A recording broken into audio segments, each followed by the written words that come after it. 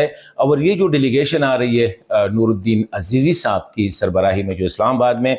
یہ ان کا ایجنڈا بھی یہی ہے، کیونکہ انہوں نے کہا کہ ان کے ساتھ ٹیکنیکل ٹیم بھی ہے، اور وہ ٹیکنیکل ٹیم اس لیے ہے کہ اب پاکستان میں جو افغان ریفیوجیز ہے، مہاجر ہے یا افغان نیشنل ہے، ان کی جائیدادیں، ان کی املاک، ان کا ڈیٹا بھی کلیکٹ کرے۔ ابھی یہ ڈیٹا کس لیے کلیکٹ کر رہے ہیں؟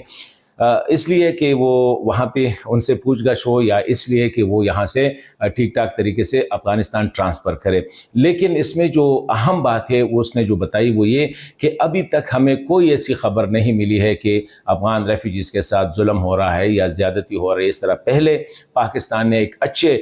جو ہے میزبان کا کردار ادا کیا ہے کہ یہاں پہ افغان ریفیوجیز پورے پاکستان میں جہاں وہ چاہتے تجارت کرتے تھے، اسکولوں میں جاتے، ہاسپٹل میں جاتے، تو ایک اچھا جو ہے ٹائم گزارا ہے، اور ابھی واپسی پہ جا رہے ہیں تو مزید اس کو اگر ہم اور ڈگنیفائڈ کریں تو یہ بہتر ہوگا۔ اور کہتے ہیں کہ امارت اسلامی